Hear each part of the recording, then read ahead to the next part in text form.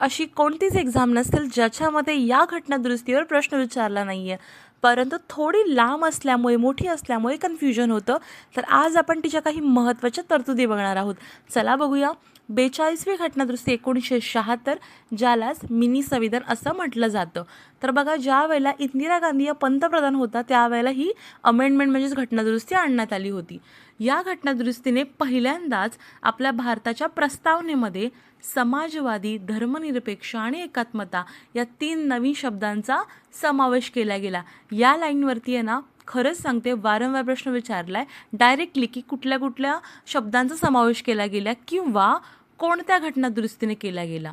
Second पण important आहे की राज्यघटनेमध्ये भाग 4 आणि कलम 51 जोडण्यात आलं होतं. ठीक आहे. तर भाग 4 म्हणजेच मूलभूत कर्तव्यांचा समावेश करण्यात आला होता. आणि ही जी मूलभूत कर्तव्ये आहे त्यांची स्वर्णसिंग समितीने काय केली होती, तर रिकमेंडेशन किंवा शिफारस केली होती आणि 10 मूलभूत कर्तव्यांचा समावेश करण्यात आलेला होता. त्याचबरोबर 3 नवीन मार्गदर्शक तत्त्वसुद्धा ह्याच्यामध्ये जोडली गेली होती. तर ती कोणकोणती होती, तर हे कलम जे आहेत ना ते लक्षात ठेवा. पहिलं आहे कलम 39A, म्हणजेच गरिबांना समान न्याय आणि मोफत कायदेशीर मदत.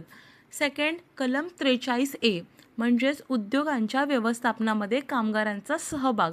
आणि कलम 48A, म्हणजेच पर्यावरणाचे संरक्षण आणि संवर्धन तसेच वने व वन्यजीवांचे संरक्षण.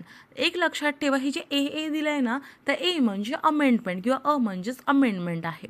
नंतर अजून इम्पॉर्टंट आहे की राज्य सूचीमध्ये 5 महत्त्वाचे विषय जे आहेत ते समवर्ती सूचीमध्ये ट्रान्सफर करण्यात आले होते. तर कोणकोणते 5 विषय, म्हणजे शिक्षण आहे, वने, वन्य प्राण्यांचं संरक्षण, वजन आणि मापे आणि न्याय प्रशासन. कोणते? शिक्षण, वने, फॉरेस्ट सेपरेट आहे, वन्य प्राणी व प्राण्यांचं संरक्षण सेपरेट आहे. ठीक आहे.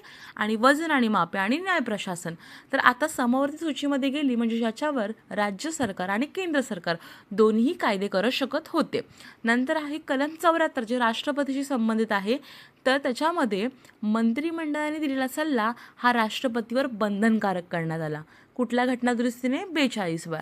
नंतर आहे भाग 14A, न्यायाधिकरण, याच्यामध्ये 2 कलमांचा समावेश करण्यात आला होता, कलम 323A आणि कलम 323B.